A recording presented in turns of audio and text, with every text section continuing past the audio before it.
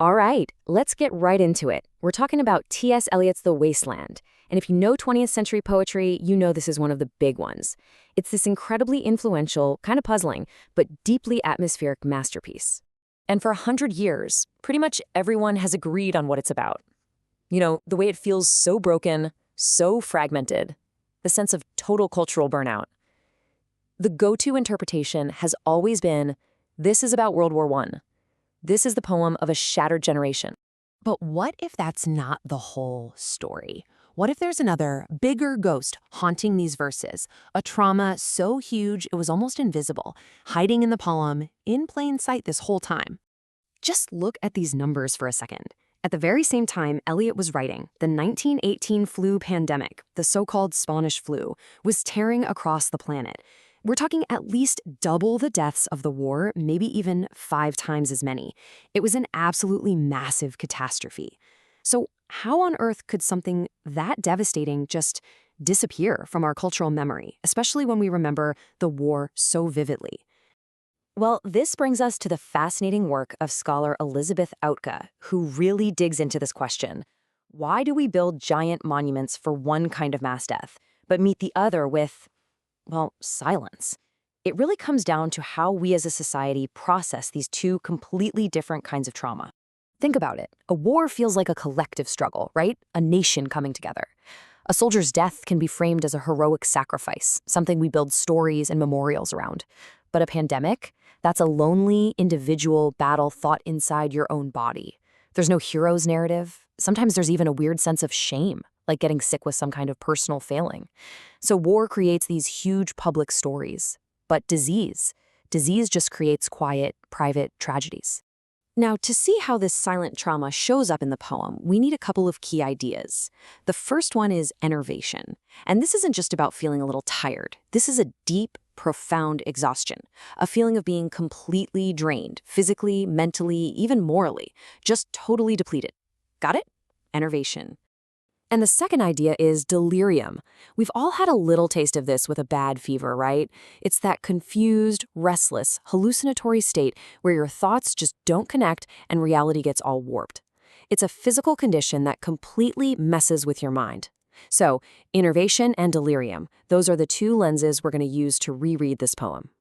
Okay, with those lenses in place, we can start to look for the pandemic's symptoms, not just in the historical context around the poem, but actually inside the poem's DNA, in its very words and structure. So, The Wasteland is famously confusing, right? It jumps all over the place, switching voices, times, and locations with no warning. For decades, people have said, well, that's just modernism. It's reflecting a broken culture. But what if it's more physical than that? What if the poem's chaotic structure is actually following the logic of delirium, the scattered logic of a mind on fire with fever? This quote just nails it. The poem isn't just describing a broken world from the outside. It feels like it's showing us that world from the inside of a fever dream. The sudden jumps, the confusion, the jumble of voices, that's the texture of a mind struggling with a serious illness. And you know, for Eliot, this wasn't just some abstract concept. He lived it. We know from his letters that he and his wife both caught the flu in late 1918. He wrote about a total collapse, about feeling incredibly weak and exhausted. He even described a specific flu symptom, extreme dryness and a bitter taste in the mouth. Sickness was so present in his life, he even described his own difficult marriage as a kind of long epidemic. The virus wasn't just out there in the world, it was in his body, in his head, and in his home. So when we come across a line like this, reading it through our new pandemic lens, wow, it takes on this whole new, shockingly literal meaning. Sure, it could be about a spiritual or metaphorical fire, but what if it's also just the raw, physical experience of a body being consumed by fever, that desperate cry of someone who is literally burning up from the inside out? So you can see this direct line from the physical symptoms of the flu to the literary effects in the poem. The high fever becomes that burning, burning, burning. The dehydration, that dry mouth Eliot himself wrote about, shows up as all this imagery of thirst and dry, cracked land. And as the body gets weaker, the mind gets scrambled, and language itself starts to break apart, which is exactly what happens in the poem. Okay, so let's zoom out now from the sick individual to the sick society. How does the poem capture the wider impact of a world just completely overwhelmed by death? Yeah, the poem is absolutely haunted by the dead. corpses, bones, ghosts everywhere. And the classic reading is, oh, that's the soldiers from World War I. But the war dead were far away on battlefields. The pandemic dead, they were right here.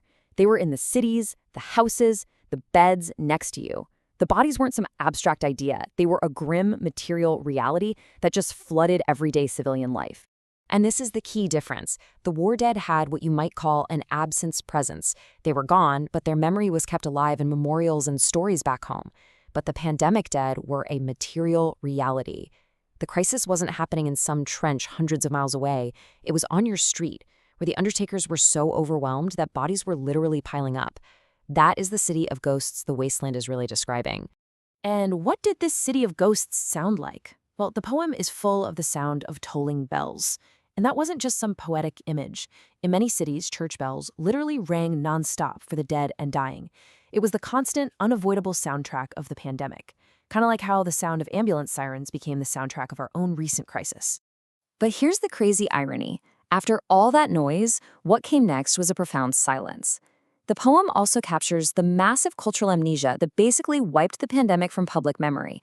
So in a way, it's a monument to both the trauma itself and to the act of forgetting that trauma. So, what's the big takeaway here? Why does rereading this 100-year-old poem through a viral lens actually matter today? Well, first off, this isn't about tossing out all the old interpretations.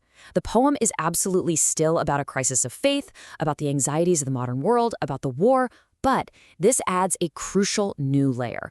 It grounds all those big abstract ideas in the real, physical, visceral experience of being sick.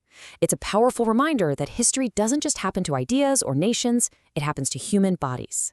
And that brings us to this really powerful reframing. For a century, we've looked at the poem's shattered pieces and called them cultural shrapnel from the bombs of World War I. But now, we can also see them as the debris from a proliferating viral catastrophe, a force that shatters minds, bodies, and communities just as violently as any war. And that leaves us with this one last big question to think about. If a poem like The Wasteland could act as a kind of time capsule, holding the memory of a forgotten trauma for 100 years until we were finally ready to see it, it really makes you wonder, doesn't it? What hidden traumas from our own time are being quietly recorded in the art, the music, and the stories being made right now, just waiting for a future generation to come along and decipher them?